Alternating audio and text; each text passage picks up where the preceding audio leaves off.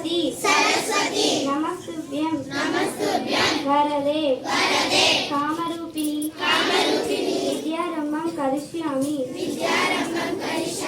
सिद्धिर्भवतु मे सदा। భారతదేశం నా మాతృభూమి. భారతీయులందరూ నా సహోదరులు. నేను నా దేశాన్ని ప్రేమిస్తున్నాను. సుసంపన్నమైన బహువిధమైన నా దేశ వారసత్వ సంపద నాకు గర్వకారణం. Good morning to all. My name is Sheikh Afreen. I am studying grade. Good morning to all. My name is Sheikh Afrin. I am studying grade 6.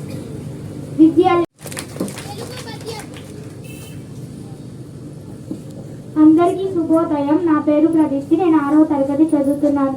ఈరోజు తెలుగు పద్యం. కష్టపెట్టబోకు కన్న తల్లి మనసు, నష్టపెట్టబోకు నాన్న పనులు, తల్లిదండ్రులు దైవ సిమిబుద్ధులు. అందరికీ శుభోదయం. నా పేరు జాహ్నవి. నేను 6వ తరగతి చదువుతున్నాను. ఈరోజు జీకేబీ. ప్రపంచ ఆరోగ్య సంస్థ ప్రధాన కార్యాలయం ఏది? జవాబు జెనీవా. భారతదేశం మొదటి పంచాయతీ రాజ్ మంత్రి ఎవరు? జవాబు నీలం Sanjeeva Reddy.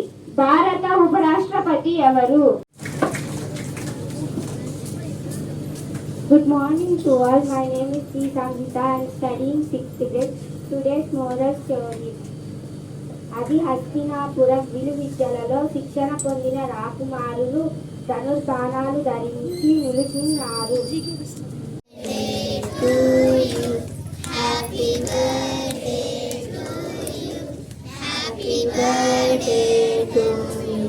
Dear brother, happy birthday to you. Many greetings to you. Many greetings to you.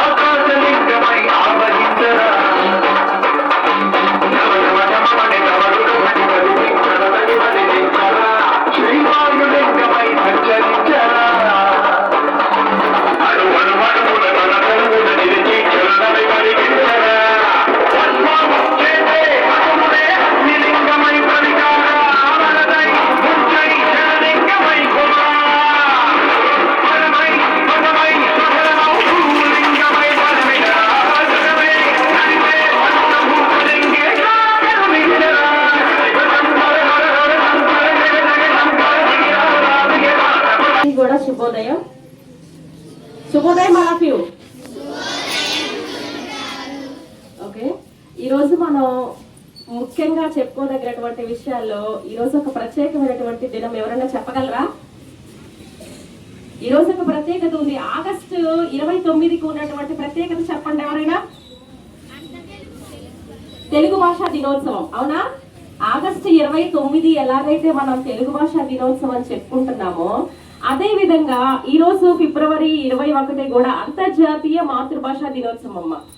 అసలు మాతృభాష అంటే ఏమిటి అంటే, మనం ఉన్నటువంటి ప్రాంతాన్ని బట్టి మనుషుల మధ్య ఒక అనుసంధానం అనేది కుదరడానికి మాటల ద్వారా అయినా సరే, రాతల ద్వారా అయినా సరే అనుసంధానం కలగడానికి మనం మాట్లాడుకునే దాన్నే మాతృభాష అంటారు.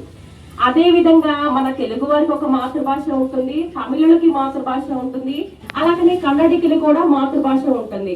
వారి యొక్క మాట్లాడుకునే ఆ ప్రాంతాన్ని బట్టి వాళ్ళు మాట్లాడుకునే దాన్ని మనం మాతృభాష అంటాము.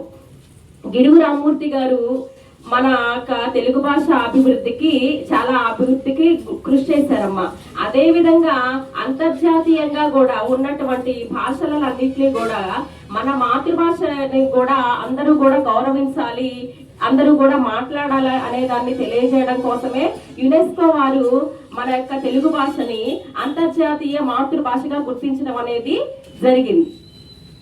అలాగనే మన యొక్క మాతృభాష గొప్పతనం గురించి ఆంధ్ర భోజుడైనటువంటి శ్రీకృష్ణదేవరాయలు కూడా పూర్ణ విజయ సభలో చెప్పారు.